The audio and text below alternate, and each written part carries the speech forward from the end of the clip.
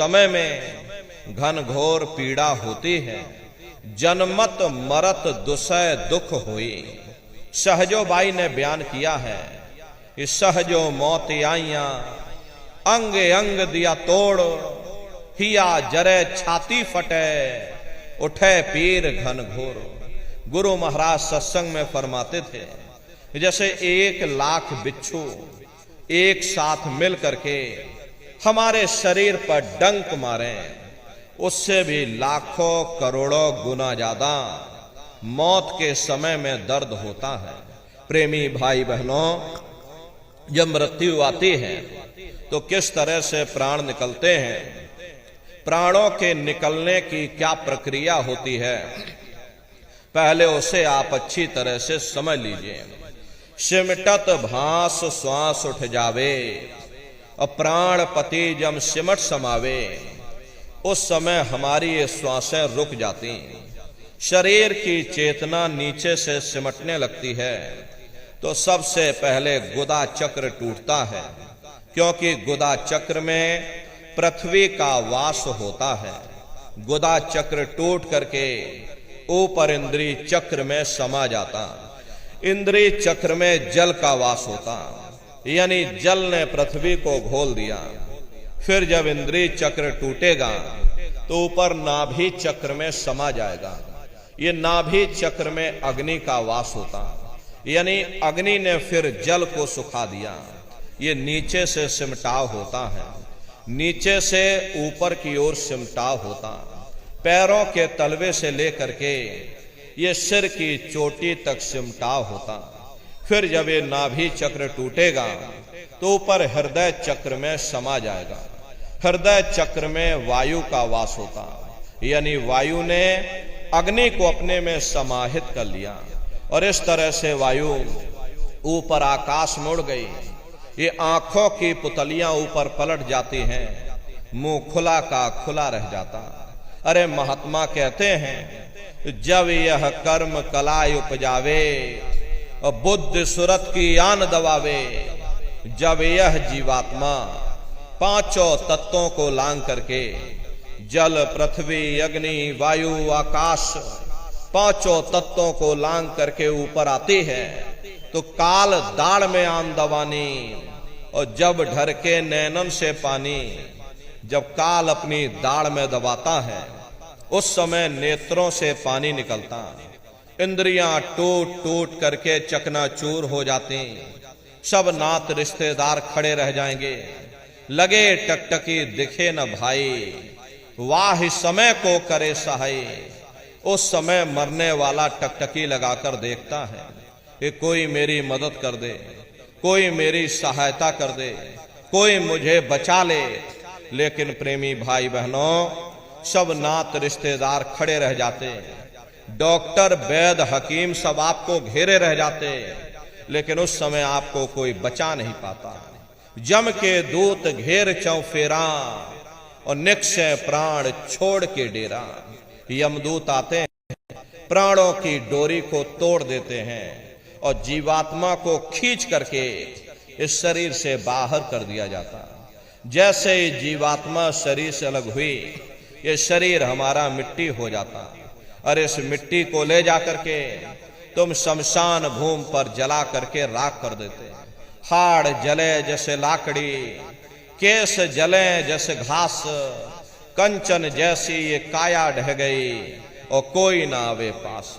ये कहानी हमारी आपकी यहीं समाप्त हो गई। ये जात बिरादरी के रगड़े झगड़े, ये नाम, ये रुतबा, ये शानो शौकत, ये पद और प्रतिष्ठा, ये प्रधानी और ये कलेक्टरी, ये सब तुम्हारी यहीं समाप्त हो गई। लेकिन उधर देखो क्या होता, तुम्हारी जीवात्मा को ले जाकर के ऊपर धर्मराज की कचहरी में पेश कर दिया जाता। वहां पलक झपकते ही तुम्हारे अच्छे और बुरे कर्मों का हिसाब किताब हो जाता। अरे धर्मराज तुमको सजा सुना देते, ले जाओ इनको फलाने नरक में डाल दो, क्योंकि मैंने इनको मौका दिया था जब ये मां के घर में उल्टे लटके हुए थे, सिर इनका जब नीचे था और पैर जब इनके ऊपर थे, मां के घर में जब ये उल्टे लटके हुए थे, जठराग्नि में जब वे तप रहे थे, उस समय इन्होंने मुझसे प्रार्थना की थी कि हे मालिक, अब प्रभु कृपा करो वे भांति और सब तज भजन करें दिन राति। कि हे परमात्मा, इस बार हमको मौका दे दो, इस बार हमको ये मनुष्य शरीर दे दो, हम भजन करेंगे, भक्ति करेंगे, हम अपनी जीवात्मा का कल्याण करेंगे। तो मैंने इनकी प्रार्थना को स्वीकार कर लिया और इनको मैंने सुंदर सा ये मनुष्य शरीर दे दिया और कह करके मैंने भेजा था कि भाई ये मनुष्य शरीर ये किराए का मकान है, ये तुम्हारा अपना नहीं है। अगर ये तुम्हारा अपना होता तो हमेशा तुम्हारे पास रहता। ये तुम्हारा अपना नहीं, ये मैंने तुमको कुछ समय के लिए किराए का ये मकान दिया है। हाँ, तुम अपनी जीवात्मा को मेरे किराए के मकान में बैठा करके मालिक की भक्ति करके समय रहते अपनी जीवात्मा को जगा लेना, अपनी जीवात्मा का कल्याण करा लेना। अरे मैंने कुछ समय के लिए तुम सबको ये किराए का मकान दिया है और जब समय पूरा होगा तो मैं अपने सिपाहियों को ऊपर से भेजूंगा और उस समय पर तुम मेरे किराए के मकान को खाली कर देना। लेकिन इतना ध्यान रखना, जैसा साफ सुथरा मैंने तुमको ये किराए का मकान दिया है, वैसा ही साफ सुथरा तुम मुझको वापस लौटाना। लेकिन इस किराए के मकान में बैठ करके इन्होंने बुरे खोटे पाप कर्म कर डाले। मेरे किराए के मकान को इन्होंने अपने कर्मों से गंदा कर दिया, इसलिए कर्मों की सजा इनको मिलेगी। ले जाओ इनको फलाने नरक में डाल दो। अरे महात्मा कभी झूठ नहीं बोलते। महात्माओं ने जब साधना किया और साधना करके जब ऊपर गए और ऊपर जा करके जब उन्होंने नरकों का हाल देखा तो हमारी आपकी जानकारी के लिए उन्होंने धर्म ग्रंथों में लिख दिया कि लोह के खंभ तपत के माही और जहां जीव को ले चिपटाई, वहां बड़े बड़े लोहे के खंभे अग्नि से धधक धधक कर लाल हो रहे। ऐसे खोटे जीवों को उन्हीं तपते हुए खम्भों के ऊपर लिटा दिया जाता। अरे जीव हाय हाय करके चिल्लाता है, तड़फ तड़फ जीव जुलम बुखारी और तपत खम्भ दुखी उपजे भारी। असहनीय वेदना होती है, असहनीय दुख और दर्द होता। जीव वहां रोता और चिल्लाता रहता। लाखों लाख जोजन मील तक तुम्हारे रोने चीखने चिल्लाने की आवाज उन नरकों से हो करके गुजरती है। लेकिन प्रेमी भाई बहनों, वहां कोई तुम्हारी पुकार सुनने वाला नहीं, कोई तुम्हारी दर्द भरी आवाज को सुनने वाला नहीं। ये दुर्दशा क्यों हो गई? क्योंकि हम लोग मनमुखी हो गए, मन के कहे पर चलने लग गए। मन के कहे पर चल करके बुरे खोटे पाप कर्म करने लग गए। कर्मों का ये जखीरा अंबार के अंबार हमने अपने सिर पर लाद लिए। आज उन्हीं कर्मों का हम आप भोग पा रहे। अरे महात्मा कहते हैं, नर के अनेक और हैं, कह लग कहूं बखान, दुख भोगते यह जीव जो जाने जो भोग समान। कहते भाई एक नरक नहीं, ऐसे वहां पर अनेकों अनेक नरक बने हुए, अलग अलग बुरे खोटे पाप कर्मों के वहां पर अलग अलग नरक बने हुए। गरुड़ पुराण में 36 प्रकार के नरकों का वर्णन किया गया। कुंभी नरक निदान यह है, पड़े जीव जग जाए, सिर समेत डूबा रहे, सदा नरक के माही। कुंभी कहते हैं घड़े के आकार का बड़ा विशाल नरक वहां बना, दुनिया भर का मवाद उसमें भरा, बड़ी भारी बदबू उसमें से आती, जीवों को ले जाकर उसी में डाल दिया जाता। कुंभी नरक कल्प लो वासा, और मुख में नरक नाक में श्वासा। कल्प लो वासा यानी 1000 चौकड़ी युग का एक कल्प होता है, और कल्प लो वासा यानी युगों युगों तक ये जीव नरकों की सजा को भोगता रहता। और नरकों की सजा भोगने के बाद में इन्हीं जीवों को सीधे मनुष्य शरीर नहीं दिया जाता, बल्कि ले जाकर के 4 खान 84 लाख योनियों में डाल दिया जाता। कृष्ण भगवान ने उद्धव से कहा, हे उद्धव, ये जो तुम चीटा देख रहे हो ये कई बार इंद्र बन चुका। प्रेमी भाई बहनों, जब स्वर्गों का राजा इंद्र वे अपने कर्मों के कारण चीटा बन सकता, तो हम दुनिया के जीवों का क्या हाल होगा, हम लोग कभी इस पर विचार नहीं कर पाते। धृतराष्ट्र ने कृष्ण भगवान से पूछा कि हे केशव, मैं अंधा क्यों हूं? मुझे 100 जन्मों की खबर है। मैंने इन 100 जन्मों में कोई ऐसा कर्म नहीं किया जिससे कि मैं अंधा होता। कृष्ण भगवान ने सिर पर हाथ रख करके कहा, जरा और पीछे जा करके देखो। देखा तो 106 जन्म का कर्म निकला। प्रेमी भाई बहनों, ये कर्मों का बड़ा पेचीदा जंजाल है। बड़े बड़े ऋषि मुनि पीर पैगंबर औलिया कर्मों के जाल में फंस करके धोखा खा गए। प्रेमी भाई बहनों, कर्मों के वशीभूत हो करके ये मनुष्य बार बार जन्म लेता और मरता है, नरकों की यातनाओं को भोगता है।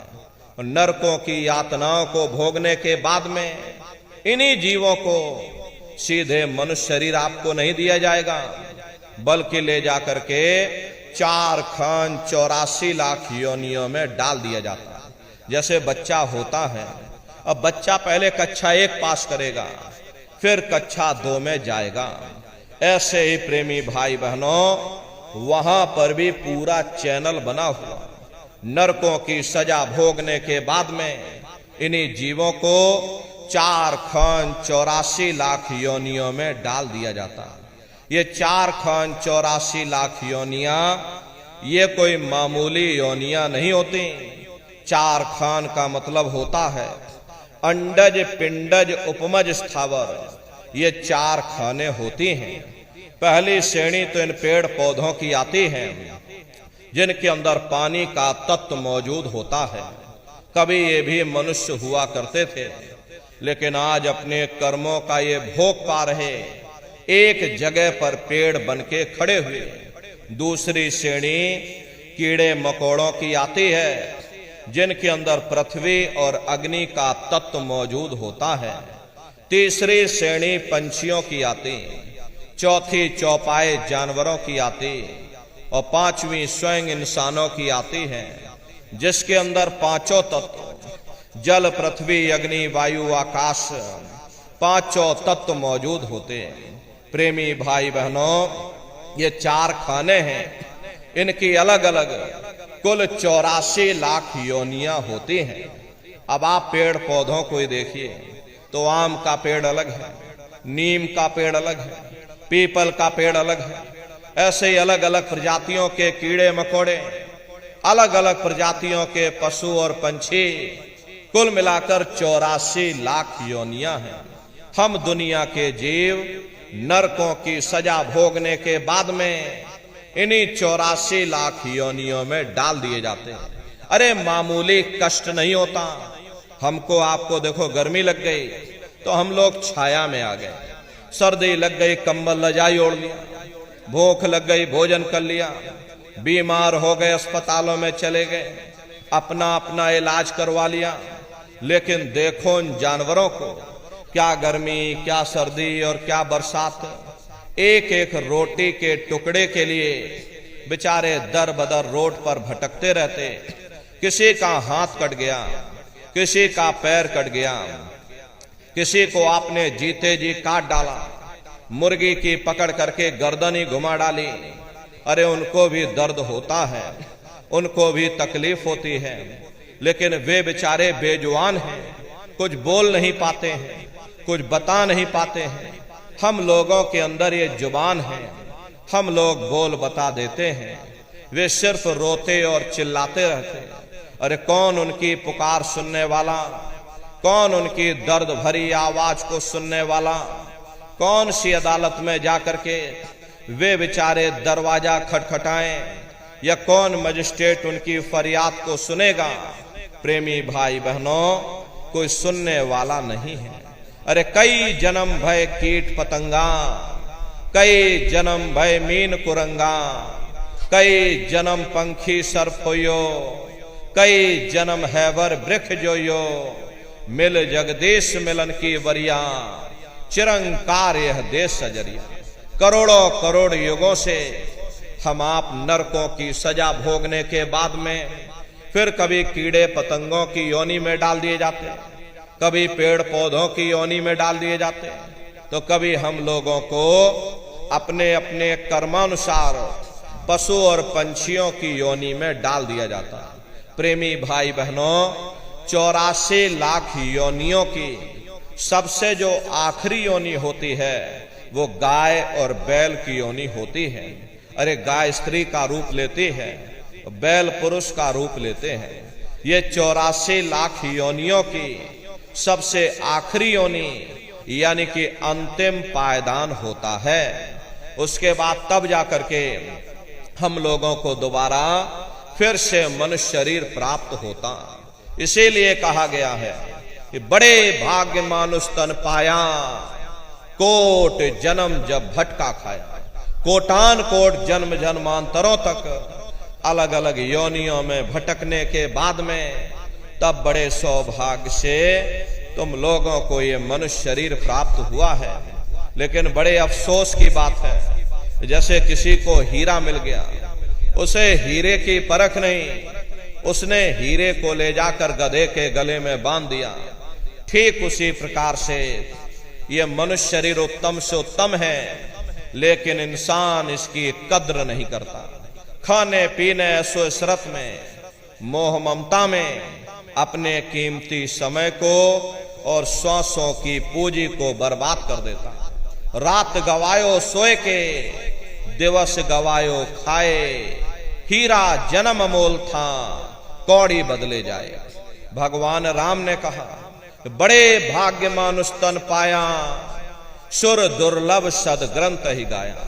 सुर कहते हैं देवताओं को, बड़े से बड़े देवी और देवता भी इस मनुष्य शरीर को पाने के लिए तरसते हैं, क्योंकि इसी मनुष्य रूपी मंदिर में बैठ करके हम आप उस परमात्मा की भक्ति कर सकते हैं।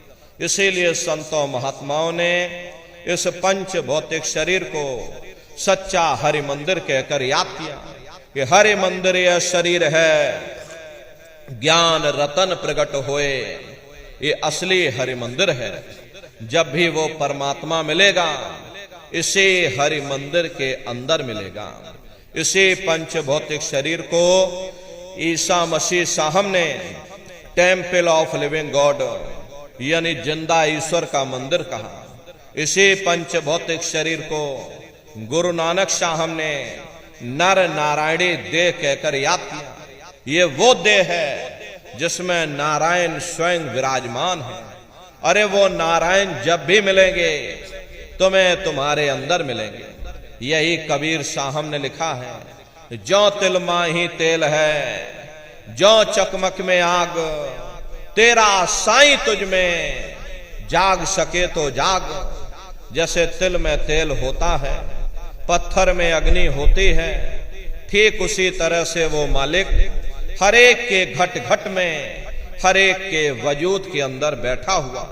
प्रेमी भाई बहनों, हम सभी लोग बुद्धिमान हैं, पढ़े लिखे लोग हैं। अपनी अपनी बुद्धि से आप स्वयं विचार करके देखिएगा कि जब उस परमात्मा ने हर इंसान को एक जैसा बनाया, आँख, कान, नाक, मुंह, हाथ, पांव एक जैसे दिए, तो हम आप ये कैसे सोच सकते हैं कि उसने हिंदुओं के लिए अपने मिलने का कोई और रास्ता बनाया होगा, मुसलमान, सिख या ईसाइयों के लिए अपने मिलने का कोई और रास्ता। अरे कस्तूरी कुंडल बसे, मृग धूड़े बन माही, ऐसे घट घट राम हैं, दुनिया देखे नाही। जैसे हिरन कस्तूरी की खुशबू को बाहर जंगलों में ढूंढता फिरता, हालांकि वो खुशबू उसके नाभि से हो करके आती है। वही हाल हम जीवों का है। हम दुनिया के जीव भी उस परमात्मा की खोज बाहर इस जड़ संसार में कर रहे, लेकिन महात्मा समझाते हैं कि भाई मोको का धूड़े रे बंदे, अरे मैं तो तेरे पास में, ना तीरथ में ना मूरत में, मैं तो हूं विश्वास में। ना मैं तीरथ में मिलूंगा, ना मैं मूरत में मिलूंगा, ना मैं अन्य किसी कर्म कांड में मिलूंगा, ना मैं ग्रंथों में मिलूंगा, ना मैं पोथियों में मिलूंगा, ना ही मैं इन किताबों में मिलूंगा। चाहे सारी उम्र बैठ करके तुम किताबें पढ़ते रहो, रात दिन ढोलक मजीरा बजा बजा करके उन चौपाइयों को तुम रटते रहो, अरे मैं जब भी मिलूंगा तो मैं तुम्हारे अंदर मिलूंगा। प्रेमी भाई बहनों, बड़ी सीधी सी बात है। ये अगर खाना बनाने की किताब सारी उम्र बैठ करके पढ़ते ही रहोगे कि भाई खाना ऐसे बनता है और खाना वैसे बनता है, और खाने में नमक डाला जाता है, और खाने में तेल डाला जाता है, और खाने में हल्दी डाली जाती है, फिर उसमें जीरा डाला जाता है, तो कभी तुम्हारा पेट नहीं भर सकता। जब तक आप खाना बनाओगे नहीं, उसे स्वयं खाओगे नहीं, कभी तुम्हारा पेट नहीं भर सकता। हम वेदों की निंदा नहीं करते, हम ग्रंथों की निंदा नहीं करते, हम गीता कुरान बाइबल की निंदा नहीं करते।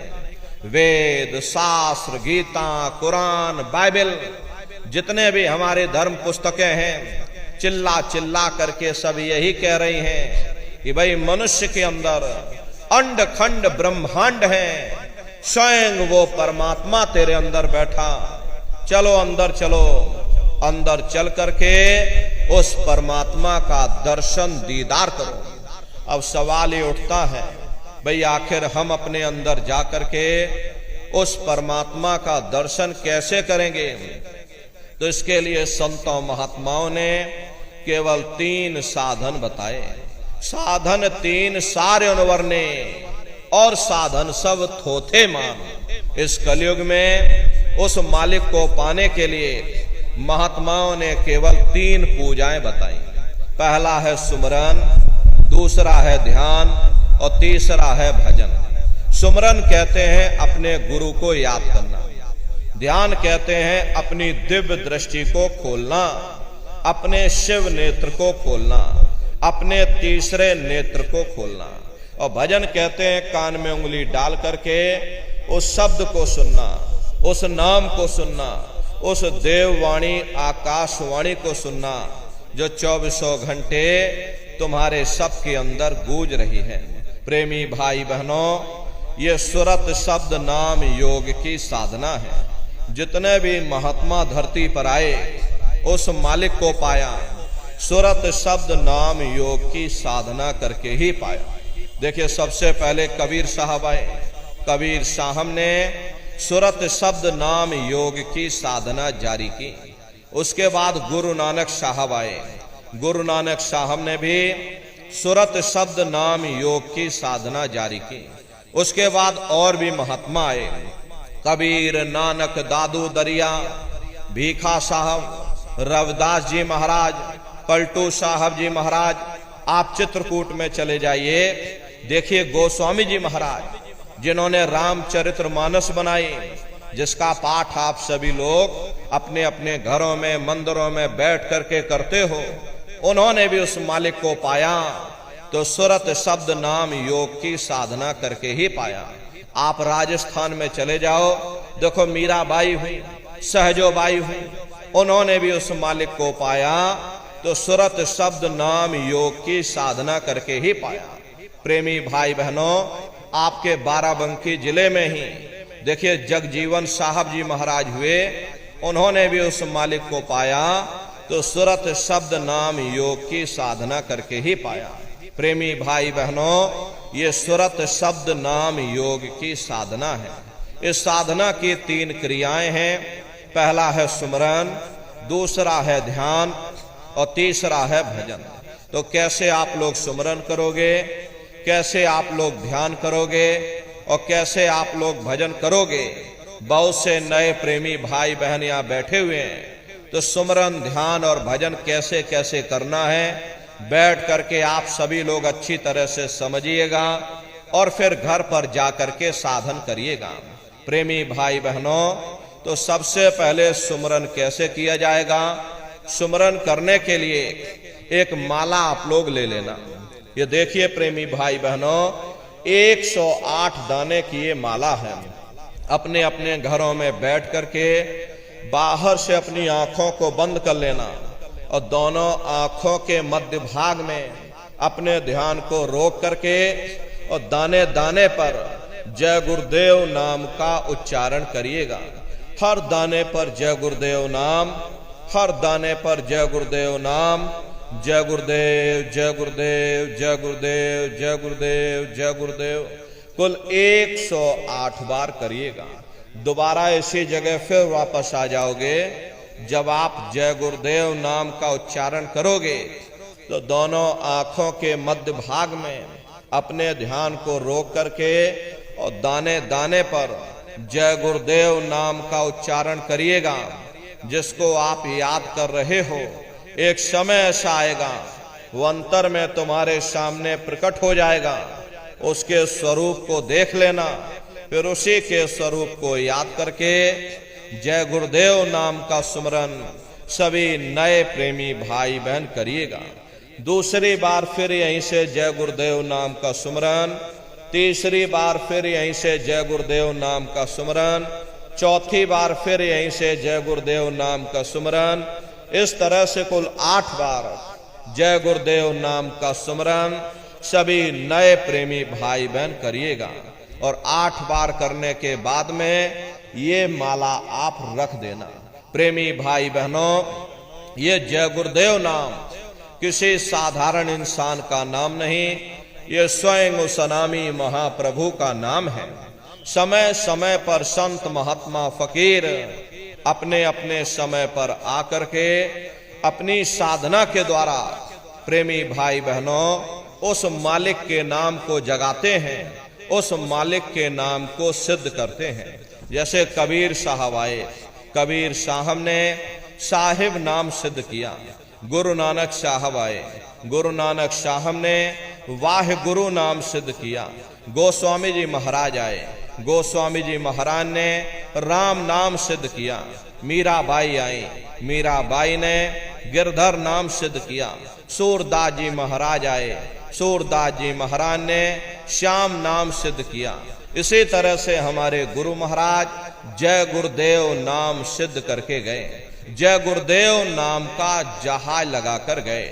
अगर इस जहाज पर सारी दुनिया बैठेगी, ये जहाज सारी दुनिया को पार करेगा। नए जीवों के लिए नामदान को और सरल से सरल किया गया, वरना बहुत से पुराने पुराने प्रेमी बैठे हैं और अगर उनसे ये पूछा जाए कि भाई जरा नाम रूप स्थान गाजे बाजे बता दो, तो वो तक भूल जाते हैं। अब इतने पुराने हो करके आज तक नाम रूप स्थान गाजे बाजे याद नहीं कर पाए। इसीलिए नए जीवों के लिए नामदान को और सरल से सरल किया गया। बहुत से गांव के बूढ़े बुजुर्ग हैं, बगैर पढ़े लिखे लोग भी हैं, बच्चे बच्चियां भी हैं। आसानी से आप लोग समझ जाओ, सुमरन कर सको, इसीलिए इस रास्ते को और सरल से सरल किया गया। एक साध है सब सद है, सब साध है सब जाए। पहले अपने गुरु की उंगली पकड़ लो, क्योंकि गुरु तुम्हारा सच्चा रहबर है। गुरु बिन भव निज तरह न कोई, बगैर गुरु के तुम्हारी ये जीवात्मा इस भव सागर से पार नहीं जा सकती। इस संसार में हमारे 3 तरह के गुरु होते हैं।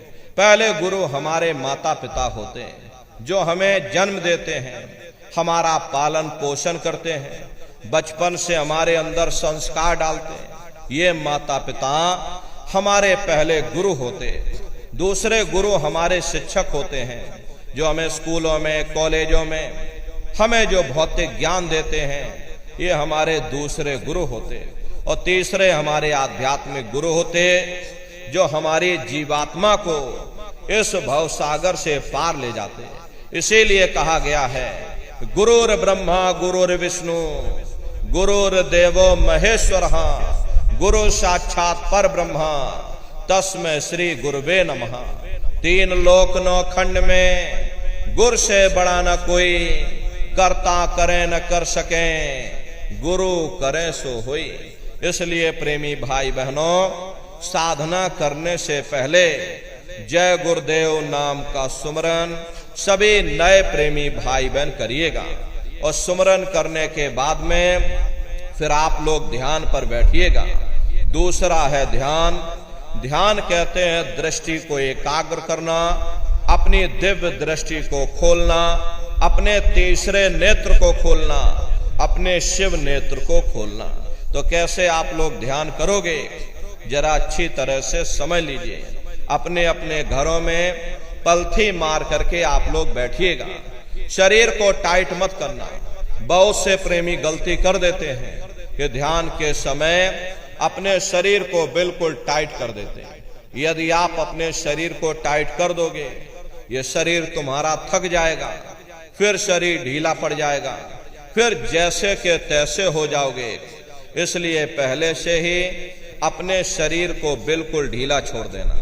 जितना आराम से आप बैठोगे उतना आपके लिए अच्छा रहेगा। तो अपने अपने घरों में पलथी मार करके ढीले बदन से बैठ जाना।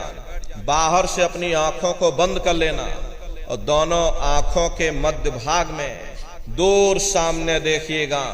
सामने आपको अंधेरा दिखाई पड़ेगा।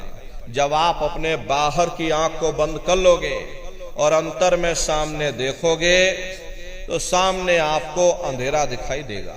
बस उसी अंधेरे में एक जगह पर आप अपनी दृष्टि को रोकिएगा। होशियारी यही रहे, ये आंखों की पुतलियां हिलने ना पाए। शुरुआती समय में ये आंखों की पुतलियां अंदर अंदर हिलेंगी, लेकिन जब आप रोज रोज अभ्यास करोगे, करत करत अभ्यास ते जड़ मत होत सुजान, जब रोज रोज अभ्यास करोगे तो आंखों की पुतलियां हिलना बंद हो जाएंगी। तो दूर सामने अंधेरे में एक जगह पर आप अपनी दृष्टि को रोकिएगा या उस अंधेरे को लगातार देखते रहना। दृष्टि अपने आप अंधेरे में रुक जाएगी। उस समय किसी के बारे में सोचना नहीं, किसी के बारे में विचार मत करिएगा। शरीर को बिल्कुल हिलाना नहीं, शून्य होकर के, शांत चित्त होकर के वह सामने उस अंधेरे को लगातार देखते रहना। जितना देर आपसे बन सके आप उस अंधेरे को लगातार देखते रहिएगा। देखते देखते देखते देखते एक समय ऐसा आएगा कि आपकी ये दृष्टि उस अंधेरे में रुक जाएगी। और जैसे ही आपकी दृष्टि अंधेरे में रुकेगी तो सुई की नोक के बराबर काले में भी काला बिंदु, बड़ा चमकीला बिंदु होगा, तारे की तरह चम चम चम चम चमकेगा। वो चमकता हुआ तारे जैसा बिंदु आपको सामने दिखाई पड़ेगा। और जब वो बिंदु सामने दिखाई पड़ जाए तब आप अपनी दृष्टि को उस बिंदु पर एकाग्र कर देना। और जब आप अपनी दृष्टि उस बिंदु पर एकाग्र कर दोगे तो वही बिंदु दरवाजा है, वही बिंदु खिड़की है। उसी को हरि का द्वार यानी कि हरिद्वार कहा गया। बहुत विशाल वो दरवाजा है। ये संसार कुछ नहीं है। ऐसे तुम लाखों संसार इकट्ठे करके एक साथ दरवाजे के अंदर डाल दो, पता तक नहीं चलेगा। इतना विशाल वो हरि का द्वार तुम्हारे सब के अंदर बना हुआ है। एक छोटे से बीज को लेकर के हम आपसे कहें कि इस बीज के अंदर बहुत बड़ा पेड़ है तो आप जल्दी भरोसा नहीं करोगे। लेकिन उस छोटे से बीज को जब आप जमीन में गाड़ दोगे, थोड़ा खाद पानी दोगे, वो बीज अंकुरित हो जाएगा। उसमें से विशाल लताएं भी निकलेंगी, विशाल वृक्ष का रूप भी लेगा, उसमें से फल और फूल भी निकलेंगे। इसी तरह से आप सभी के अंदर सुई की नोक के बराबर तारे की तरह छोटे से छोटा चमकता हुआ बिंदु है। उस बिंदु के अंदर बड़े बड़े ब्रह्मांड बसे हुए हैं। वो तारे जैसा चमकता हुआ बिंदु आपको सामने दिखाई पड़ेगा। और जब वो चमकता हुआ बिंदु सामने दिखाई पड़ जाए तब आप अपनी दृष्टि को उस बिंदु पर एकाग्र कर देना। प्रेमी भाई बहनों, जब आप अपनी दृष्टि उस बिंदु पर एकाग्र कर दोगे तो वही बिंदु दरवाजा है, वो दरवाजा खुल जाएगा, ये शिव नेत्र खुल जाएगा, ये दिव्य दृष्टि आपकी खुल जाएगी और आप दरवाजे के अंदर दाखिल हो जाओगे। एक बार प्रेमी भाई बहनों ये दिव्य दृष्टि खुल जाए, फिर क्या भूत, क्या भविष्य, क्या वर्तमान, कोई भेद आपसे गुप्त नहीं रहेगा। लाखों वर्ष पहले क्या हुआ था, भविष्य में क्या होने वाला है, अरे आप अपने अपने घरों में बैठ करके और ध्यान लगा करके भूत, भविष्य और वर्तमान को देख सकते हो। तो यह ध्यान करने का तरीका। एक बार फिर से आप लोग समझ लीजिए कैसे आपको ध्यान करना है। अपने अपने घरों में पलथी मार करके बैठिएगा, आंखों को धीरे से बंद कर लेना, दोनों आंखों के मध्य भाग में दूर सामने देखिएगा, सामने आपको अंधेरा दिखाई देगा। बस उसी अंधेरे में एक जगह पर आप अपनी दृष्टि को रोकिएगा। होशियारी यही रहे ये आंखों की पुतलियां हिलने ना पाए। शुरुआती समय में ये आंखों की पुतलियां अंदर अंदर हिलेंगी, लेकिन जब आप रोज रोज अभ्यास करोगे, करत करत अभ्यास ते जड़ मत होत सुजान, जब रोज रोज अभ्यास करोगे तो आंखों की पुतलियां हिलना बंद हो जाएगी। तो दूर सामने अंधेरे में एक जगह पर आप अपनी दृष्टि को रोकिएगा या उस अंधेरे को लगातार देखते रहना, दृष्टि अपने आप अंधेरे में रुक जाएगी। और जब आपकी दृष्टि उस अंधेरे में रुक जाएगी तो सुई की नोक के बराबर तारे की तरह चमकता हुआ बिंदु आपको सामने दिखाई पड़ जाएगा। और जब वो चमकता हुआ बिंदु सामने दिखाई पड़ जाए तब आप अपनी दृष्टि को उस बिंदु पर एकाग्र कर देना। और जब आप अपनी दृष्टि उस बिंदु पर एकाग्र कर दोगे तो वो बिंदु फट जाएगा, वो दरवाजा खुल जाएगा, ये शिव नेत्र खुल जाएगा, ये दिव्य दृष्टि आपकी खुल जाएगी और आप दरवाजे के अंदर दाखिल हो जाओगे। तो प्रेमी भाई बहनों, ये है ध्यान करने का तरीका। और तीसरा है भजन। गाने बजाने का नाम भजन नहीं है।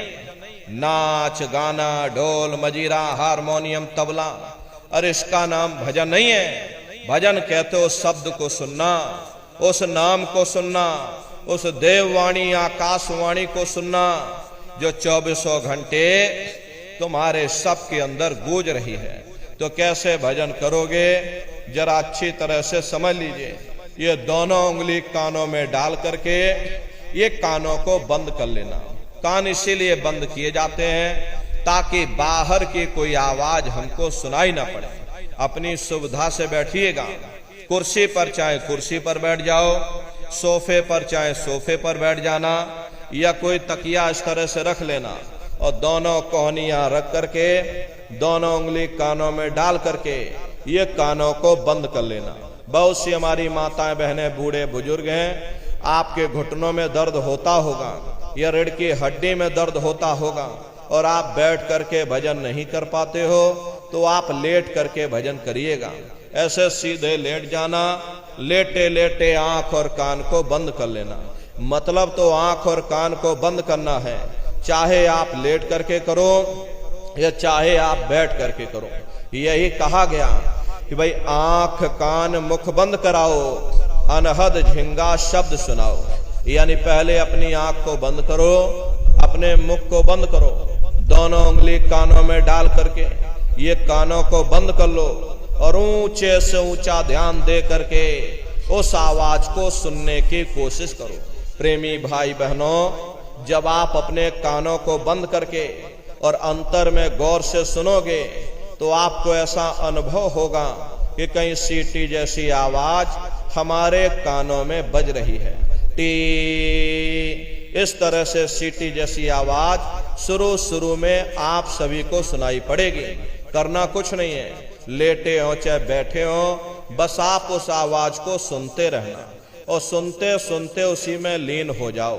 जब आप उसमें लीन हो जाओगे और लगातार जब आप उस आवाज को सुनते रहोगे तो एक समय ऐसा आएगा दोबारा आपको अनुभव होगा कि कहीं बड़ी दूर से एक महीन आवाज, घंटे और शंख की आवाज हमारे कानों में बज रही है। प्रेमी भाई बहनों, जैसे मंदिरों में घंटियां बजती हैं, टन टन टन टन, इसी तरह से घंटे और शंख की आवाज आपको अपने अंदर सुनाई पड़ेगी।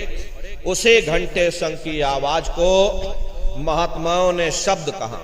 अरे आपकी धर्म पुस्तकों में लिखा है कि पोथी पढ़ पढ़ जग मुआ, पंडित भया न कोई, 2.5 अक्षर प्रेम का और पढ़े सो पंडित हुई। दुनिया वाले कहते हैं कि 2.5 अक्षर का मतलब प्रेम है। अरे प्रेम नहीं है, प्रेम में तो मात्रा लगी हुई। यहाँ पर जिस 2.5 अक्षर का वर्णन उन महात्माओं ने किया है वो है शब्द शा, आदा, बा और दा। उसी शब्द को महात्माओं ने नाम कहा। कल युग जोग न जग न ज्ञाना, एक आधार नाम गुण गाना। कलयुग में न योग है, न यज्ञ है, न ये ज्ञान है। तो कलयुग में क्या है? कलयुग केवल नाम आधारा, सुमिर सुमिर नर उतर ही पारा। कलयुग में केवल नाम का आधार है। यही मीराबाई ने कहा कि पायो जी मैंने नाम रतन धन पायो, वस्तु अमोलक दे मेरे सतगुरु, कृपा कर अपनायो, पायो जी मैंने नाम रतन धन पायो। उसी घंटे शंख की आवाज को महात्माओं ने शब्द या नाम कह करके याद किया।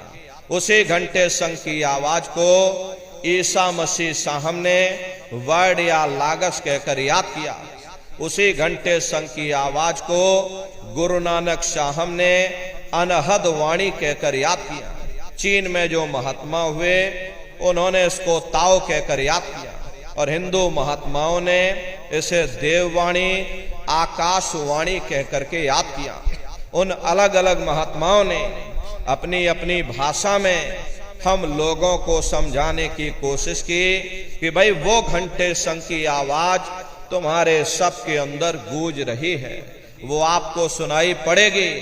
लेकिन शुरुआती समय में आपको ऐसा मालूम पड़ेगा कि कहीं बड़ी दूर पर घंटियां बज रही, टन टन टन टन, लेकिन सुनाई हरेक को पड़ेगी। प्रेमी भाई बहनों, जब घंटे और शंख की आवाज आपको अपने अंदर सुनाई पड़ने लग जाए, तब आप सीटी की आवाज को छोड़ देना और घंटे शंख की आवाज को पकड़ लेना, उसको आप सुनने लग जाना। जब आप उसको सुनने लग जाओगे तो वो आवाज धीरे धीरे बढ़ना शुरू होगी, और बढ़ते बढ़ते इस कदर बढ़ेगी कि आपके रोम रोम में घंटे और शंख की आवाज गूंजने लग जाएगी। बड़ी घनघोर आवाज होती है, बड़ी मधुर वो आवाज होती। दुनिया भर के गाने जो आप लोग बाहर सुनते हो, उस संगीत के सामने ये दुनिया के संगीत कुछ नहीं है। जब आप उस संगीत को सुनोगे, इतना भारी आनंद आपके ऊपर छा जाएगा, इतनी खुशी आपको होगी, ऐसा नशा आपके ऊपर चढ़ जाएगा कि आप सारी दुनिया को भूल जाओगे। शंकर भगवान को वही नशा चढ़ा था। शंकर भगवान कोई गांजा भांग नहीं पीते थे। ये तो हमने आपने शंकर भगवान को भी बदनाम कर दिया।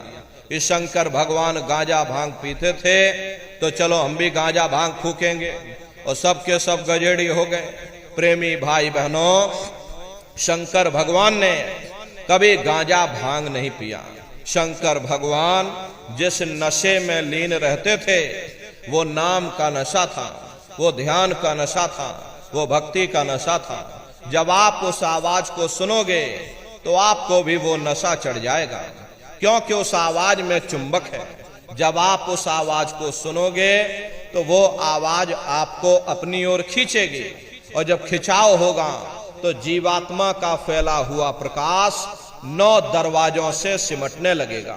अब ये 9 दरवाजे कौन कौन से हैं? देखो प्रेमी भाई बहनों, अच्छी तरह से आप लोग समझिएगा, ये बहुत बड़ा विज्ञान है। दुनिया का विज्ञान जब समाप्त हो जाएगा तो ये विज्ञान प्रारंभ होगा। यही सच्चा सनातन विज्ञान है जो ऋषियों मुनियों ने समझाया। जो आदि अनादि काल से चला रहा, जिसको ये संसार भूल गया और बाहरी पाखंड में और कर्म कांडों में उलझ गया। तो आज सच्चे सनातन विज्ञान को समझने की जरूरत है। तो ये 9 दरवाजे कौन कौन से हैं? 2 आंख, 2 कान, 2 नाक के सुराख, 1 मुंह, 2 मलमूत्र का रास्ता, ये शरीर के 9 दरवाजे हैं। सबसे पहला दरवाजा गुदा चक्र आता है। गुदा चक्र में गणेश जी वास करते हैं।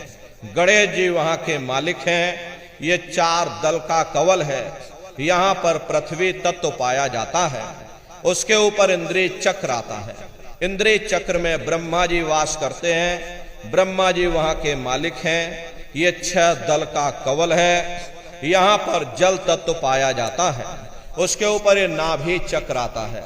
नाभि चक्र में विष्णु जी वास करते हैं। विष्णु जी यहाँ के मालिक हैं। ये 8 दल का कवल है। यहाँ पर अग्नि तत्व पाया जाता है। उसके ऊपर ये हृदय चक्र आता है। हृदय चक्र में शिव जी वास करते हैं। शिव जी यहाँ के मालिक हैं। ये 12 दल का कवल है। यहाँ पर वायु तत्व पाया जाता है।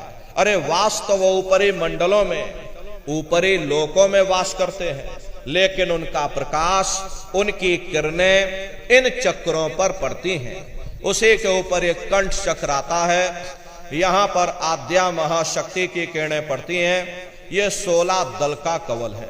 और आप सबसे ऊपर, तुम्हारी जीवात्मा सबसे ऊपर दोनों आंखों के मध्य भाग में बैठी है, जहां पर ये देवियां बिंदी लगाती हैं और पुरुष जहां पर ये टीका लगाते हैं। ये बिंदी और टीका यहाँ पर हम लोग इसीलिए लगाते हैं क्योंकि यहीं पर हमारी जीवात्मा बैठी है, उसका श्रृंगार किया जाता है।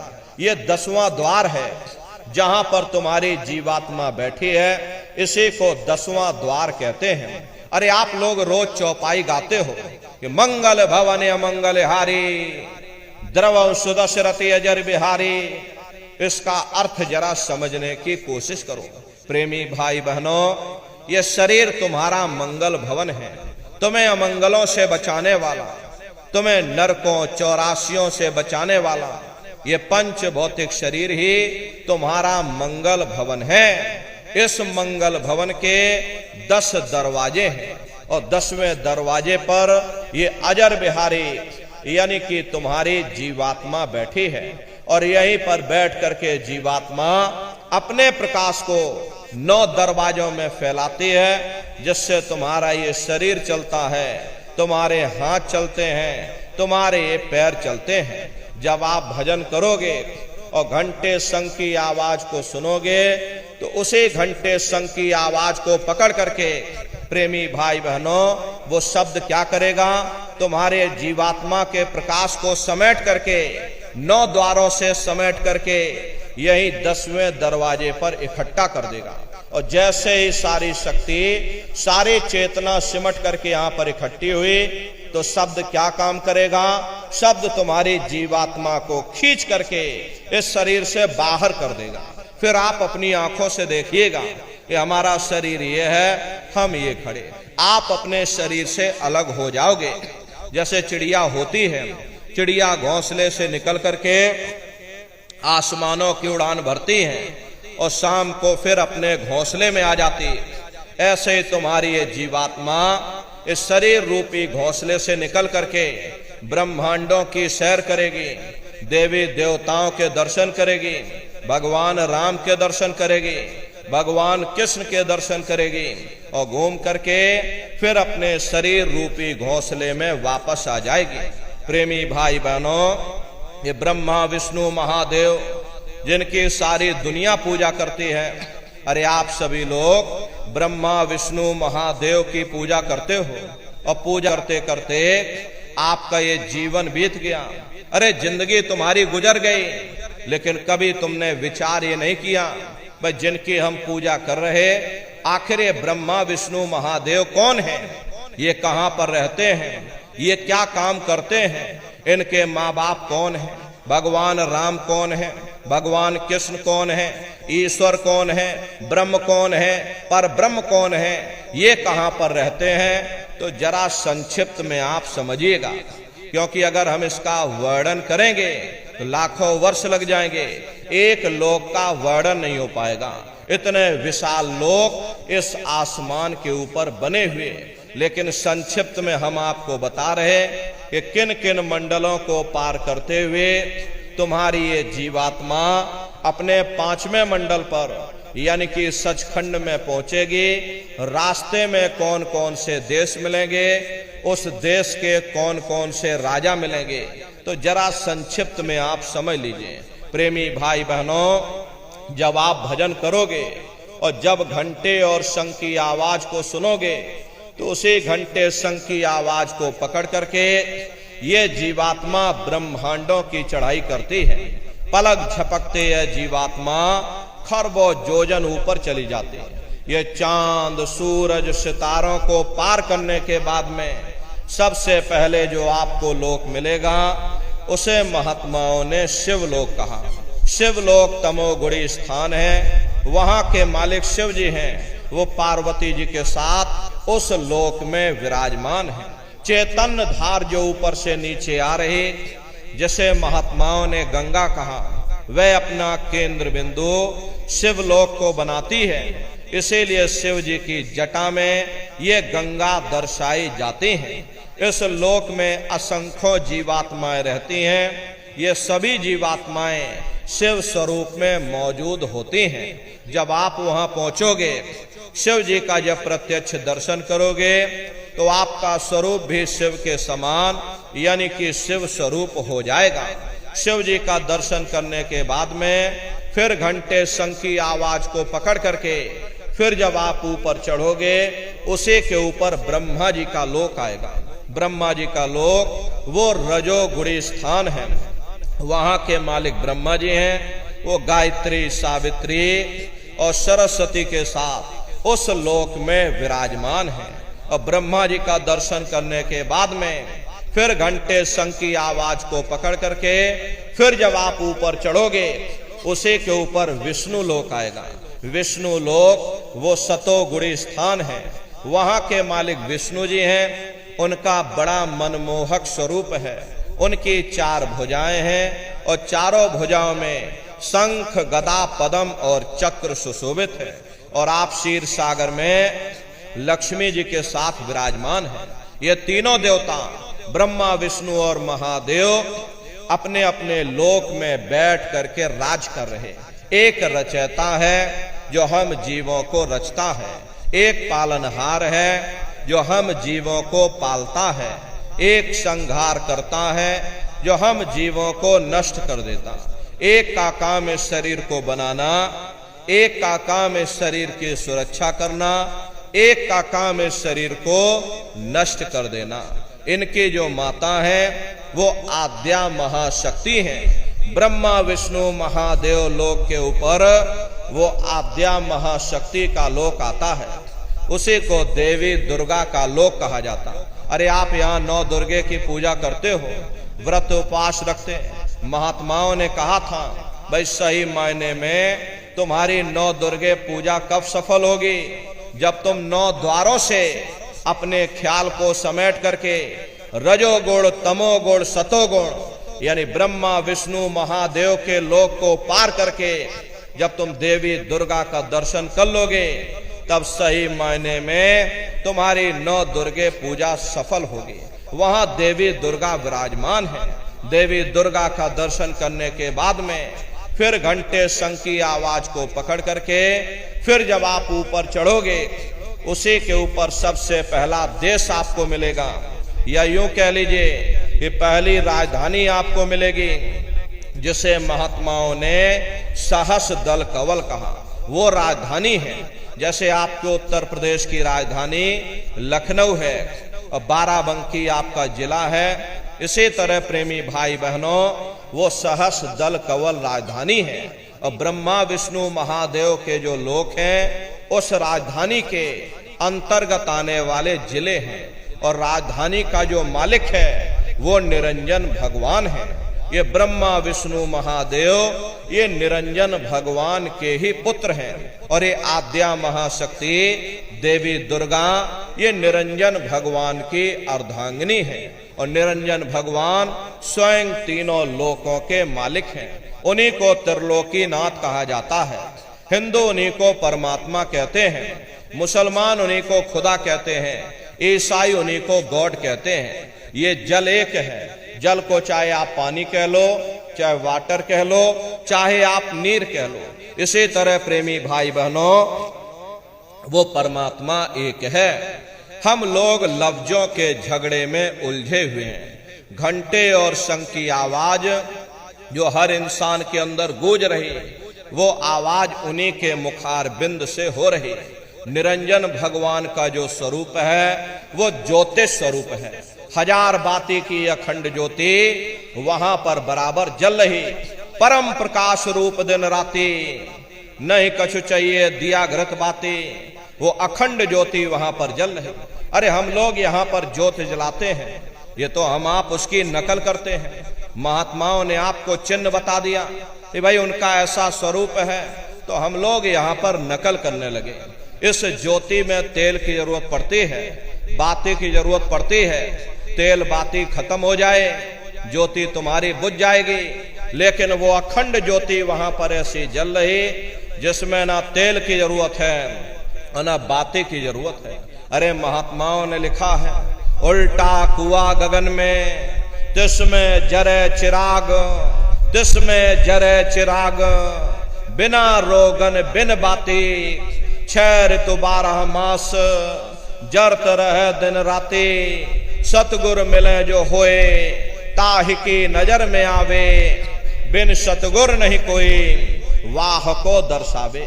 वो अखंड ज्योति ऐसी है जिससे पूरा ब्रह्मांड प्रकाशवान हो रहा। जितनी भी अवतारी शक्तियां आई, भगवान राम आए, राम को वहीं से नीचे धरती पर उतारा गया।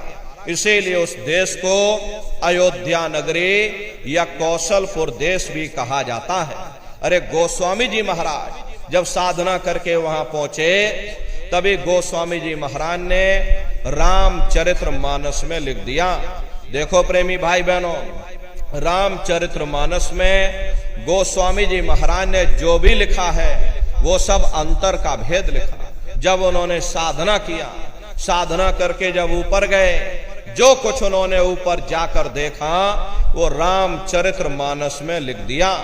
आप लोग ऊपर गए नहीं, आपने कुछ देखा नहीं, इसीलिए आप अर्थों को समझ नहीं पाते हो और अर्थ का अनर्थ कर देते हैं। तो क्या लिखा गोस्वामी जी महाराज ने? देखिए गोस्वामी जी महाराज रामचरितमानस में लिखते हैं कि मुद्यो नैन त्रसत में भयो, पुन चितवत कौशलपुर गयो। जब मैंने अपने बाहर की आंख बंद की, मेरे अंतर की आंख खुल गई और मैं क्या देख रहा हूं, मैं कौशलपुर देश में पहुंच गया। मोह विलोक राम मुस्काई, मुझे देख करके भगवान राम प्रसन्न हो गए। उन्होंने ऊपर जाने का मुझे रास्ता दे दिया। मैं ऊपर जा करके क्या देख रहा हूं, उधर माज सुनंडज राया, देखे बहु ब्रह्मांड निकाया, अति विचित्र ताहलोक अनेका, रचना अधिक एक तेका। विचित्र विचित्र भांत के वहां पर लोक बने हुए, एक से बढ़कर एक सुंदर सोने के वहां पर महल बने जिनकी शोभा अवर्णीय है। प्रेमी भाई बहनों, वो असली अयोध्या नगरी है, भगवान राम का असली देश है। जब आप लोग साधना करके वहां पहुंचोगे और अपनी दिव्य दृष्टि से उस अयोध्या नगरी को जब आप स्वयं देखोगे, अरे तुम देखते रह जाओगे, ये क्या ईश्वर की लीला है, कैसे उसकी कारीगरी है, अनंत उसकी सत्ता है, अनंत उसका प्रकाश है। उसी आनंद को पा करके बड़े बड़े राजे महाराजाओं ने अपने राजकाज पर ठोकरें मार दी और जंगलों में जाकर के नंगे हो करके नाचने लगे। इतना आनंद, इतनी खुशी उन साधकों को होती है। मीराबाई को जब वो दौलत मिल गई, मीराबाई ने अपना राजपाट छोड़ दिया और मीराबाई कहने लगी कि मैं मिल जाए पाए पियो अपना, तब मेरे पीर बुझानी और मेरा सूरत शब्द सहलानी। कबीर साहब को जब वो दौलत मिल गई और इन महात्माओं को जब वो दौलत मिल गई, उन्होंने ऊपर चढ़ करके उस अयोध्या नगरी को देखा, भगवान राम के देश को देखा, तो कलम तोड़ करके लिख दिया। अरे चिल्लाने लगे, अचरज देखा भारी साधो, अचरज देखा भारी रे, बिना बजाए निस्दिन बाजे, घंटा शंख नगारी रे, बहरा सुन सुन मस्त होत है, तन की खबर बिसारी रे, बिन भूमि के महल बना है, तामे जोत उजारी रे, अंधा देख देख सुख पावे, बात बतावे सारी रे, जीता मर कर फिर जी जावे, बिन भोजन बलधारी रे, ब्रह्मानंद संत जन बिरला, को समझे बात हमारी रे। प्रेमी भाई बहनों, वो असली अयोध्या नगरी है, वो भगवान राम का असली देश है। अरे राम जी का दर्शन करने के बाद में फिर तुम्हारी यही जीवात्मा दूसरे मंडल की आवाज को पकड़ करके और दूसरे मंडल की चढ़ाई करेगी। श्याम तज श्वेत को गहना, सुरत को तान धुन सुनना, और बंक के द्वार धस बैठो और त्रिकुटी जाय कर लेना। उसी के ऊपर दूसरा देश आता है जिसे महात्माओं ने त्रिकुटी देश कहा।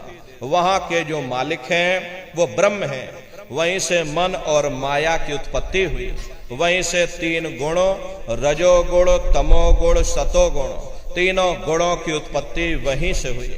ये जो आपके वेद हैं, वेदों को सारी दुनिया पढ़ती है, बड़े बड़े पंडित पुरोहित, बड़े बड़े ज्ञानी विज्ञानी धर्माचार्य वेदों का अध्ययन करते हैं। अरे वेदों की भी उत्पत्ति उसी स्थान से हुई है। महात्मा कहते हैं कि त्रिकुटी महल में विद्या सारा, घनहर गरजे बजे नगारा, लाल वरन सूरज उजियारा।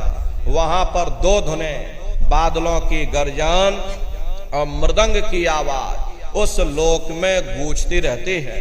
जैसे पहले स्थान पर भगवान राम के देश में घंटे और शंख की आवाज गूंजती है, ऐसे दूसरे मंडल पर यानी कि ब्रह्म के देश में बादलों की गर्जन और मृदंग वहां पर बजता रहता, ओम का जाप बराबर वहां होता रहता। ब्रह्म का जो स्वरूप है लाल वरन सूरज उजियारा। ये सूरज कुछ नहीं है, ऐसे तुम लाखों लाख सूर्य इकट्ठे करोगे तो वहां का एक सूर्य बनेगा। प्रेमी भाई बहनों, ब्रह्म का जो स्वरूप है वो सुबह के लाल सूर्य के समान है, इसीलिए वहां का पूरा ब्रह्मांड लाल है।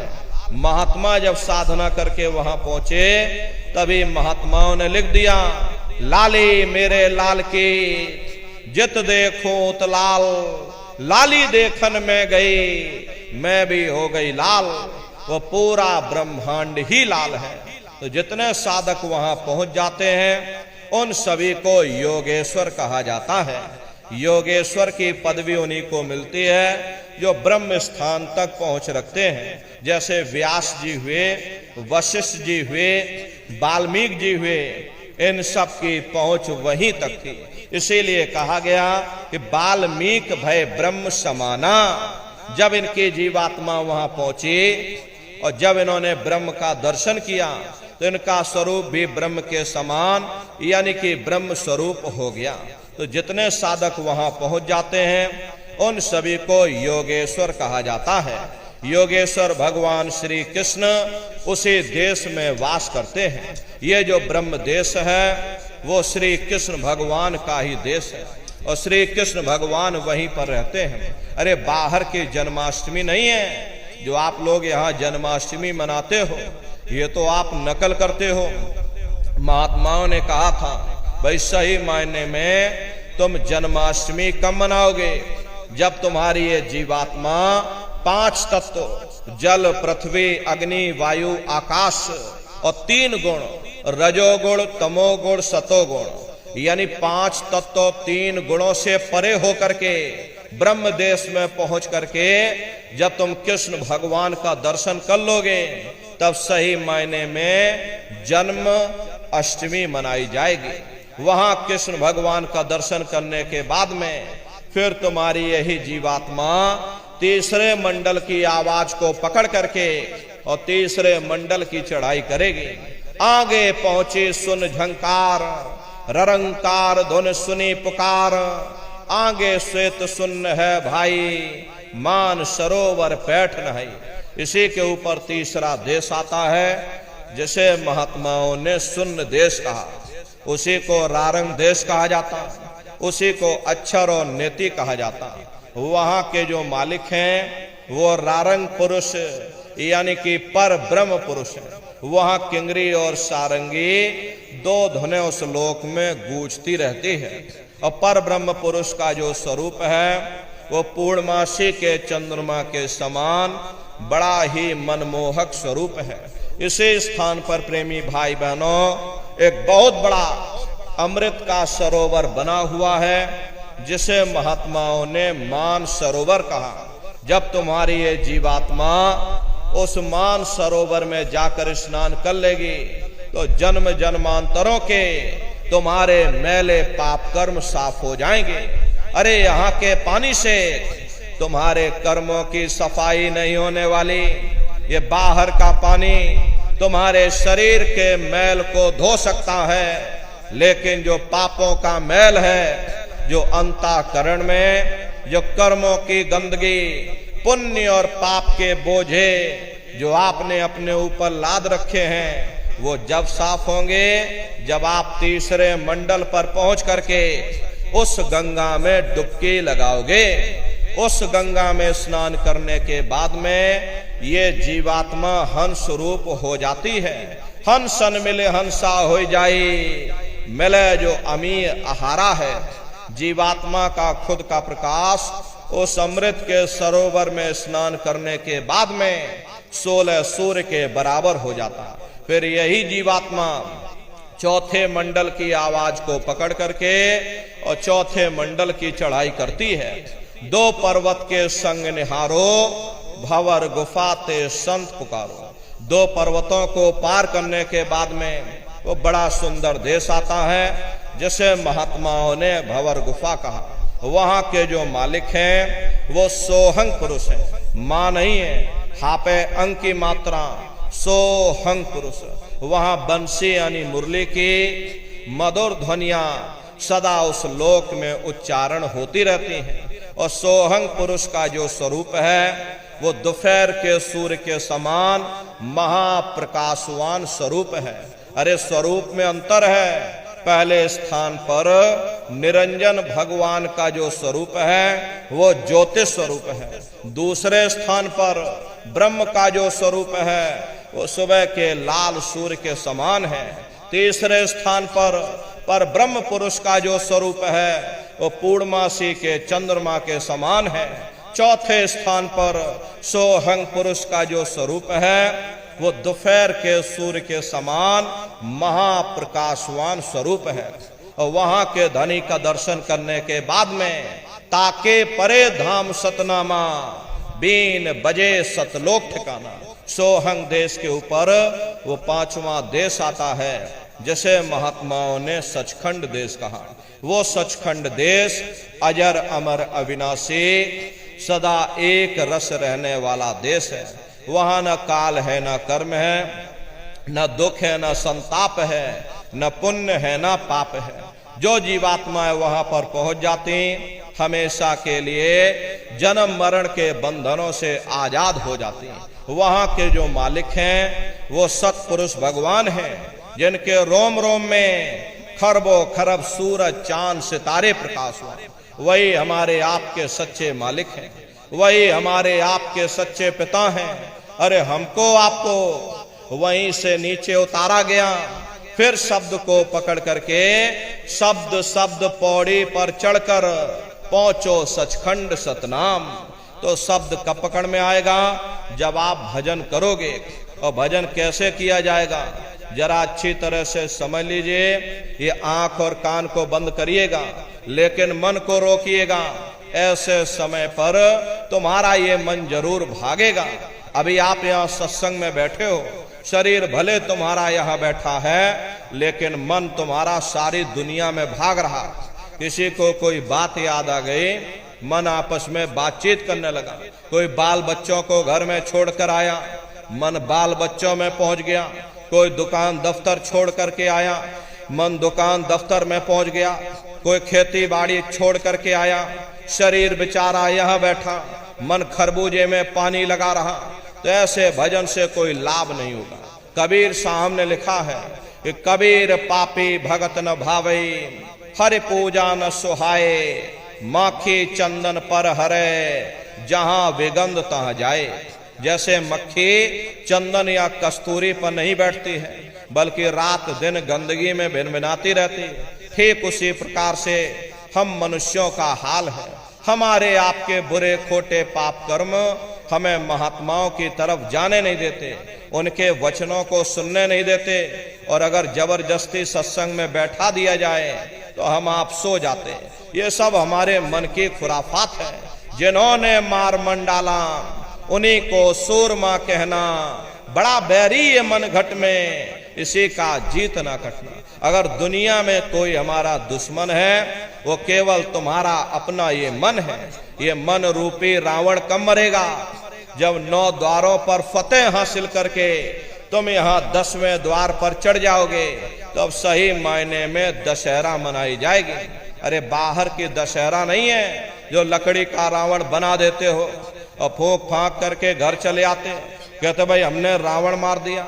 महात्माओं ने कहा था भाई सही मायने में तुम दशहरा कब मनाओगे?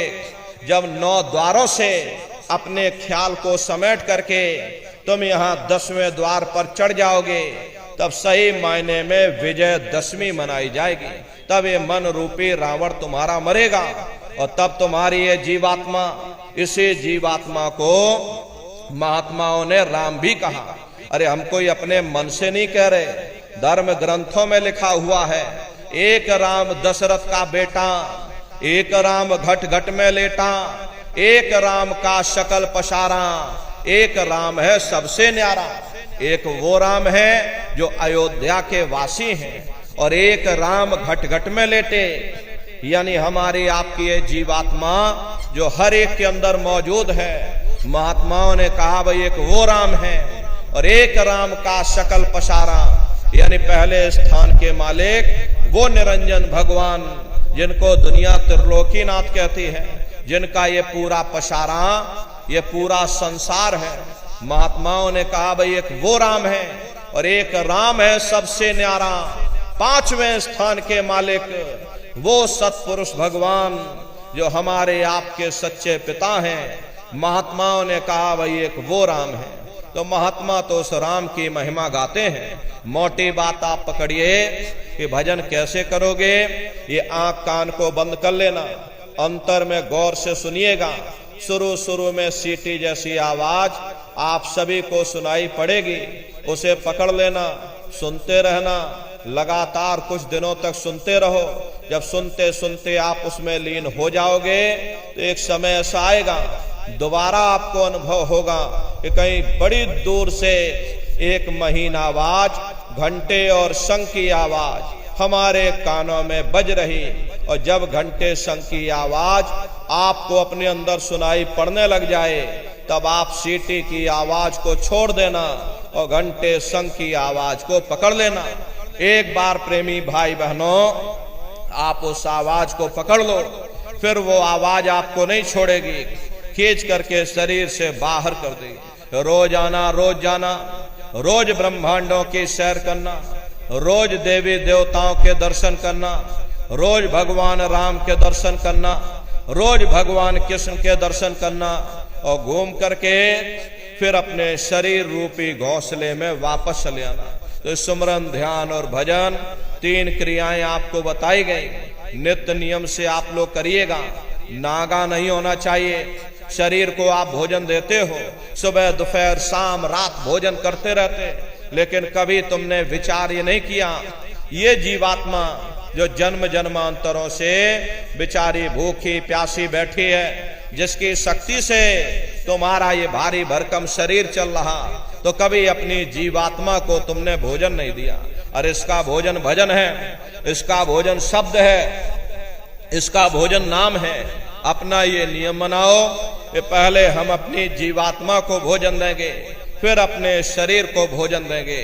अगर ये नियम तुम्हारा बन गया तो तुम्हारा लोक भी बन जाएगा और तुम्हारा परलोक भी बन जाएगा। प्रेमी भाई बहनों, उस मालिक को पाने के लिए तुम्हें कोई घर बार नहीं छोड़ना है, तुम्हें कोई जात बिरादरी नहीं बदलनी। ये जात पात के रगड़े झगड़े ये तुम्हारे अपने नहीं है, ये सिर्फ मन की खुराफात है। अरे आप अपनी बुद्धि से विचार करिए, जब गुरु नानक साहब नहीं आए थे तब कोई सिख नहीं था, जब मोहम्मद साहब नहीं आए थे तब कोई मुसलमान नहीं था, जब ईसा मसीह साहब नहीं आए थे तब कोई ईसाई नहीं था। और पीछे लौटते चले जाओ तो केवल मनुष्य मनुष्य रह जाते हैं। ये रगड़े झगड़े किसने पैदा किए? ये हमने आपने पैदा किए। अरे कोई भी महात्मा यहाँ पर आकर के ना कोई कौम मनाने आता है, न कोई महात्मा यहाँ मजहब चलाने आते हैं, न कोई यहाँ जात बिरादरी को बदलने आते हैं, और ना ही आप हमारे हाथों में ये डंडे और तलवारें देने के लिए आते हैं। अरे आप तो सच्चा मार्ग, सनातन मार्ग समझाने के लिए इस धराधाम पर शरीर रूप में अवतरित होते हैं। महात्मा कोई जात बिरादरी नहीं देखते। अरे महात्मा कोई ऊंच नीच भेदभाव पैदा नहीं करते। अगर महात्माओं ने भेदभाव किया होता तो देखो भगवान राम जंगलों में रहने वाली आदिवासी महिला सबरी का जूठा बेर भगवान राम नहीं खाते। निर्मल मन जन सो मोह पावा, मोह कपट छल छिद्र न भावा। इसीलिए महात्मा कहते हैं भाई जाति पात पूछे नहीं कोई, हरि का भजय सो हरि का हुई। लोग यहाँ जात पात बनाते बनाते मर गए, लेकिन ऐ नर नारियों, जब तुम्हारी ये जीवात्मा इस मनुष्य रूपी चोले को छोड़ करके ऊपर जब तुम धर्मराज की कचहरी में पहुंचोगे तो वहां न तुमसे ये पूछा जाएगा कि भाई तुम किस जाति के हो, या तुम किस कौम के हो, या तुम किस मजहब के हो। अरे भाई तुम हिंदू हो या मुसलमान हो, तुम हिंदुस्तान से आए हो या सीधे पाकिस्तान से चले आ रहे। अरे वहां तुम्हारे कर्म देखे जाएंगे, भक्ति भाव देखा जाएगा, मालिक से मिलने का प्रेम और प्यार देखा जाएगा। इसीलिए महात्मा कहते हैं भाई मालिक को पाने के लिए तुम्हें कोई जात बिरादरी नहीं बदलनी, तुम्हें कोई कौम मजहब नहीं बदलना, तुम्हें कोई घर परिवार नहीं छोड़ना, तुम्हें कोई बाल बच्चे नहीं छोड़ने, तुम्हें कोई जंगलों पहाड़ों में नहीं भटकना, तुम्हें कोई काले नीले पीले कपड़े नहीं पहनना, तुम्हें कोई गर्म ठंडे पानी में गोता नहीं लगाना, तुम्हें कोई साधु सन्यासी बाबा नहीं बनना। अरे भाई तुम अपने अपने घर परिवार में रहो, अपने अपने बाल बच्चों के साथ रहो, अपने अपने समाज में रहो, समाज के रीत नीत नियम के अनुसार रहो, मेहनत और ईमानदारी से काम करो, और 24 घंटे में से घंटा 2 घंटा समय निकाल करके सुमरन ध्यान और भजन करिएगा। यही दौलत तुम्हारे काम आएगी। बाकी सब रगड़े झगड़े ये सब तुम्हारे यहीं पड़े रह जाएंगे। सुई की एक नोक भी तुम्हारे साथ में जाने वाली नहीं है। बड़े बड़े राजे महाराजे आए, सारी जिंदगी उन्होंने ये किला बनाते बनाते गुजार दिया। आज उनके किलों को जाकर देखिए, आज खंडहर बने पड़े हुए। विश्व विजेता सिकंदर सारी दुनिया पर राज करने का ख्वाब देखता था, वो भी मुट्ठी खोल करके चला गया। अरे कोई क्या साथ लेकर जाएगा? जो चीज तुम्हारे साथ में जाने वाली वो केवल परमात्मा की भक्ति है। इसलिए प्रेमी भाई बहनों, वो दौलत कमा लो जो अंत समय में तुम्हारे काम आवे, वरना ये समय तुम्हारा निकलता जा रहा। ये श्वासों की पूंजी ये दिन प्रतिदिन कम होती जा रही। एक समय ऐसा आएगा ये बुलबुला तुम्हारा फूट जाएगा, फिर न जाने ये मनुष्य शरीर तुमको मिले ना मिले। अरे भटकते रह जाओगे युगों युगों के लिए उन नरकों और 84 में। इसलिए प्रेमी भाई बहनों, अहो भाग्य है आपका, आपको ये मनुष्य शरीर मिल गया, आपको ये मौका मिल गया। इस मौके का लाभ उठाओ, मनुष्य रूपी मंदिर में बैठ करके वो आत्मधन कमा लो, वो खजाना कमा लो जो अंत समय तुम्हारे काम आवे। इसलिए प्रेमी भाई बहनों, सुमरन, ध्यान और भजन नित्य नियम से आप लोग करिएगा। देखो प्रेमी भाई बहनों, हमारी आपसे अंतिम प्रार्थना है कि आप सभी लोग शाकाहारी रहिएगा, क्योंकि हमारे गुरु महाराज ने शाकाहार पर विशेष जोर दिया। गुरु महाराज हमारे कहते थे, यह बच्चे बच्चियों, तुम लोग शाकाहारी रहना, शाकाहार का प्रचार करते रहना, इसी से देश और दुनिया में भारी परिवर्तन होगा। प्रेमी भाई बहनों, अरे परिवर्तन कोई कानून बनाने से नहीं होगा, परिवर्तन कोई फांसी देने से नहीं होगा, परिवर्तन कोई आंदोलन, तोड़फोड़, हड़ताल करने से नहीं होगा। परिवर्तन तब होगा जब लोगों के विचार बदलेंगे, लोगों की भावनाएं बदलेंगी, और विचार जब बदलेंगे जब लोगों का खान पान शुद्ध होगा। अरे देसी कहावत है, जैसा खाए अन्न वैसा होए मन। जब इंसान पशुव्रती भोजन करेगा तो उसकी बुद्धि स्वतः ही पशुओं जैसी हो जाएगी। फिर जिस शराब के नशे में माँ बहन बेटी की पहचान खत्म हो जाए, उस शराब को पी करके यह कैसे पता चलेगा कि क्या अच्छा और क्या बुरा है। यही कारण है कि आज घर समाज में ये दुनिया भर के अत्याचार और दुनिया भर के व्यभिचार फैले हुए। अरे हम लोग देखिए मंदिर बनवाते हैं, उन मंदिरों में नहा धो करके जाते हैं, कहते भाई परमात्मा के रहने की जगह है, हमको नहा धो करके जाना चाहिए, फूल अगरबत्ती ले जाना चाहिए। कोई उन मंदिरों में कूड़ा कचड़ा नहीं डालता। अगर तुम कूड़ा कचड़ा डालोगे तो आपस में लाठियां चल जाएंगी। फिर ये जो हरि मंदिर है, ये पंच भौतिक शरीर जिसे महात्माओं ने हरि मंदिर कहा, इसमें तुम हाड़ मांस के लोथड़े डालते हो, इसमें तुम शराब के कतरे डालते हो, इसमें तुम मुर्गा मुर्गी काट करके डाल रहे, इसमें तुम मांस मछली काट करके डाल रहे। अरे अपने बनाए हुए ईंट गारे के मंदिर की तुम कद्र करोगे, और परमात्मा के बनाए हुए इस मानव मंदिर को, इस हरि मंदिर को तुमने जीते जी कब्रिस्तान बना दिया तो सख्त सजा मिलेगी। अरे महात्माओं ने लिखा है, तिल भर मच्छी खाए के कोट गऊ दे दान, काशी करवट जामरे निश्चय नरक निदान। यदि तिल भर भी मच्छी खा करके फिर चाहे कोटान कोट तुम गऊओं का दान करो, और काशी में जाकर के मत्था रगड़ते रगड़ते अपनी पूरी जिंदगी वहां पर गुजार दो, फिर भी तुमको तुम्हारे गुनाहों की सजा मिलेगी, कोई बच नहीं सकता।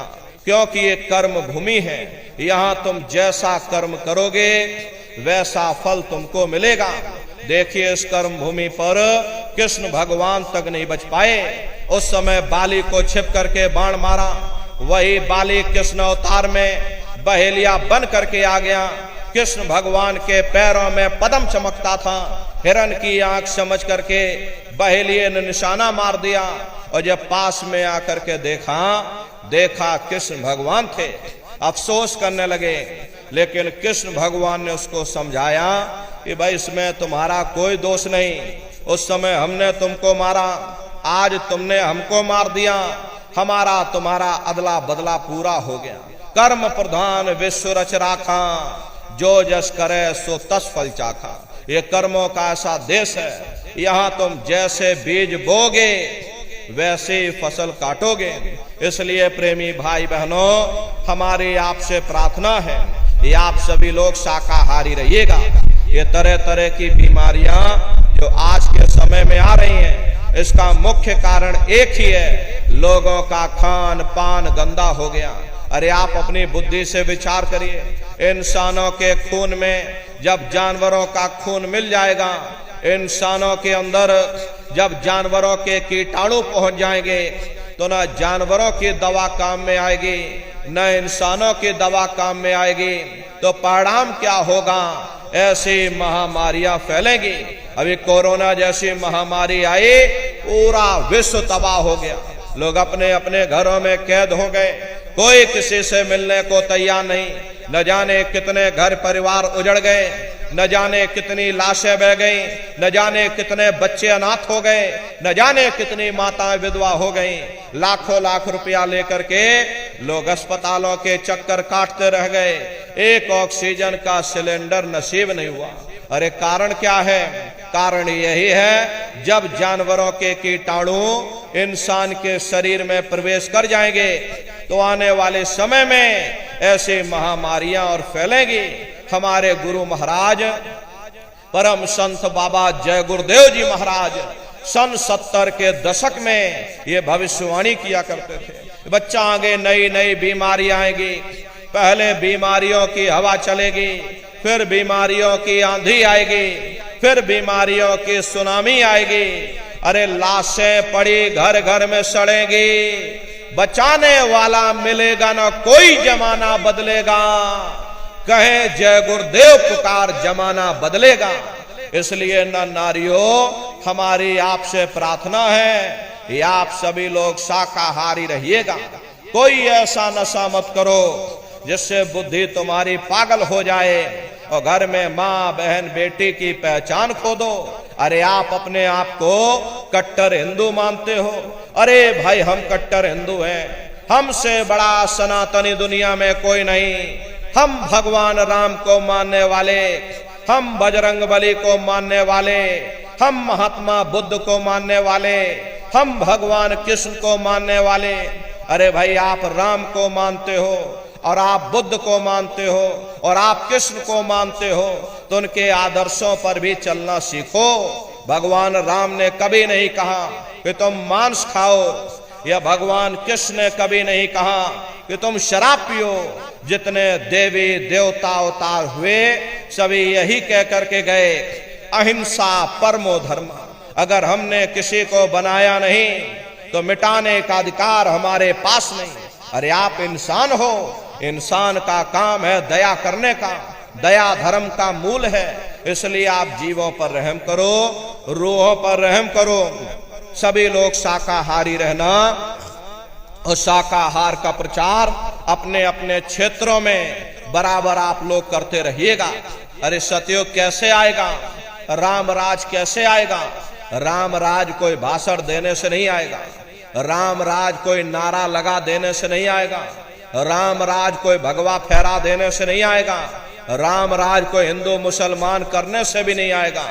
राम राज जब आएगा जब लोगों के अंदर अच्छे विचार आएंगे। वरना राम के समय में भी रावण जैसे असुर होते थे, कृष्ण के समय में भी कंस जैसे असुर होते थे। अरे तब भी लड़ाइयां होती थी, तब भी युद्ध हुआ करते थे। राम राज का मतलब है अच्छे विचारों का आना, और अच्छे विचार जब आएंगे जब हर इंसान मानव धर्म का पालन करेगा। अरे मानव धर्म क्या कहता है? सत्य, दया, अहिंसा, प्रेम और करुणा, यही मानव धर्म का आधार है, यही मानव धर्म की नींव है। और जब मानव के अंदर मानवता आ जाएगी, मानव के अंदर दया आ जाएगी, मानव के अंदर करुणा आ जाएगी, ये मानव दूसरों की पीड़ा को अपनी पीड़ा समझने लग जाएगा, दूसरों के दुख दर्द को अपना दुख दर्द समझने लग जाएगा। तब सही मायने में देश में राम राज आ जाएगा। इसीलिए महात्माओं ने कहा भाई राम राज को लाना है तो पहले मानव धर्म अपनाना है, मानव को पहले मानव धर्म अपनाना पड़ेगा। अरे मानव को पहले मानवीय गुण अपनाने पड़ेंगे। इसीलिए हमारे गुरु महाराज कह करके गए, बच्चा गांव गांव जा करके तुम हमारे संदेशों को जन जन के बीच में पहुंचा दो। गांव गांव के लोग शाकाहारी हो जाएं, गांव गांव के लोग सदाचारी हो जाएं, गांव गांव के लोग चरित्रवान हो जाएं, आंखों में माँ बहन बेटी की पहचान कायम हो जाए। तो जब हमारा ये गांव बदल जाएगा तो पूरा समाज बदल जाएगा, निश्चय ही कलयुग में सतयुग आ जाएगा। इसलिए प्रेमी भाई बहनों, धर्म के प्रचार में आप सभी लोग अपना अपना योगदान दीजिएगा। देखिए हमारे गुरु महाराज को, हमारे गुरु महाराज परम संत बाबा जय गुरुदेव जी महाराज, प्रेमी भाई बहनों, एक अच्छे समाज के निर्माण के लिए, चरित्रोत्थान के लिए, लोगों शाकाहारी और सदाचारी बनाने के लिए हमारे गुरु महाराज ने करीब करीब 116 वर्ष की आयु तक अथक मेहनत और परिश्रम किया। हमारे गुरु महाराज ने अपने गुरु की याद में मथुरा आश्रम पर इतना विशाल मंदिर बनवाया। अरे गुरु महाराज हमारे कहते थे कि बच्चा मंदिर का वो देवता वहां पर बैठ करके बरकत बांट रहा। अरे आप लोग आइए, वहां कोई रुपया पैसा नहीं चढ़ाया जाता, कोई चंदा चुटकी नहीं। अरे आप लोग आए, मंदिर के देवता के सामने अपनी एक बुराई को चढ़ा दीजिए। वहां पर बुराई चढ़ाई जाती है कि हम आज से मांस मछली नहीं खाएंगे, हम आज से अंडा शराब का सेवन नहीं करेंगे, हम आज से झूठ नहीं बोलेंगे, हम आज से किसी को धोखा नहीं देंगे। अरे आप अपनी एक बुराई चढ़ा दो, आपकी एक मनोकामना पूरी होगी। ऐसा वरदानी मंदिर हमारे गुरु महाराज ने अपने गुरु की याद में मथुरा दरबार में बनाया है।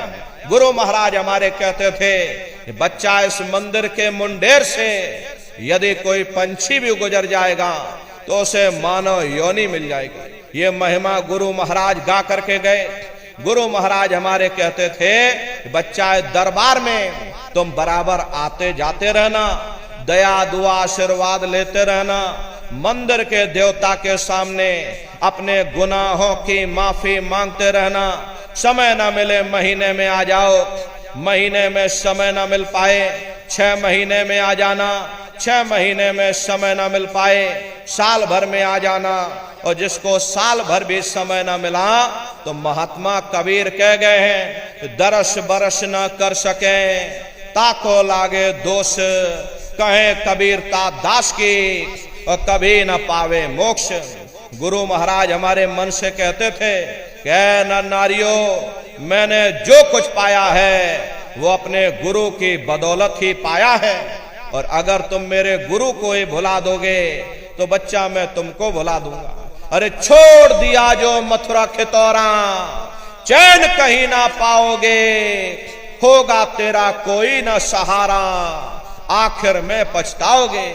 इसलिए प्रेमी भाई बहनों, हमारी आपसे प्रार्थना है, अपने दरबार में बराबर हाजिरी देते रहना। वो हम प्रेमियों का दरबार है, हम प्रेमियों का गुरुद्वारा है।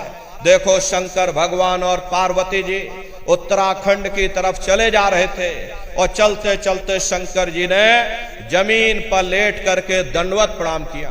पार्वती जी ने पूछा कि भगवान ये बताइए, यहाँ न कोई पेड़ है, न कोई पशु है, न कोई पंछी है, अरे आप किसको प्रणाम कर रहे?